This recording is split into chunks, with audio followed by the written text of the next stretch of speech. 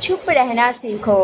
भगवान कृष्ण ने हमें कई महत्वपूर्ण सीख दी है जो हमारे जीवन में सकारात्मक परिवर्तन ला सकती है। उनमें से एक महत्वपूर्ण सीख है चुप रहना सीखना। कई बार जब हमें लगता है कि हमें कुछ कहना चाहिए, लेकिन कृष्ण कहते हैं कि चुप रहना भी एक बेहतरीन जवाब हो सकता है।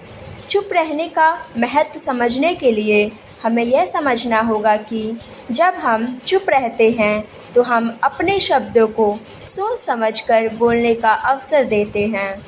इससे हम अपने शब्दों को अधिक प्रभावी बना सकते हैं और अनावश्यक विवादों से बच सकते हैं। जब हम चुप रहते हैं तो हमें कई फ़ायदे होते हैं, जिसमें आत्मनियंत्रण। चुप रहने से हम अपने शब्दों को नियंत्रित कर सकते हैं और अनावश्यक बातों से बच सकते हैं। दूसरा, समझदारी। चुप रहने से हम दूसरों की बातों को समझने का अवसर देते हैं और उनके दृष्टिकोण को समझ सकते हैं। तीसरा, सकारात्मक परिणाम। कई बार चुप रहने से हम सकारात्मक परिणाम प्राप्त कर सकते हैं, क्योंकि इससे हम सामने वालों को अपने शब्दों और कार्यों के बारे में सोचने का अवसर मिलता है। कृष्ण की सीख का पालन करने के लिए हमें निम्नलिखित बातों का ध्यान रखना चाहिए, जिसमें पहला, सोच समझकर बोले।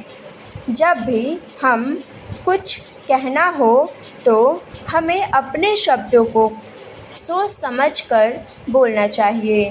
गुस्सा या क्रोध में कभी भी जवाब या निर्णय नहीं लेना चाहिए। चुप रहने का अभ्यास करें।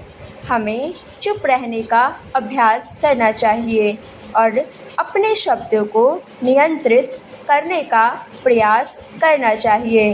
तीसरा, समझदारी दिखाएं।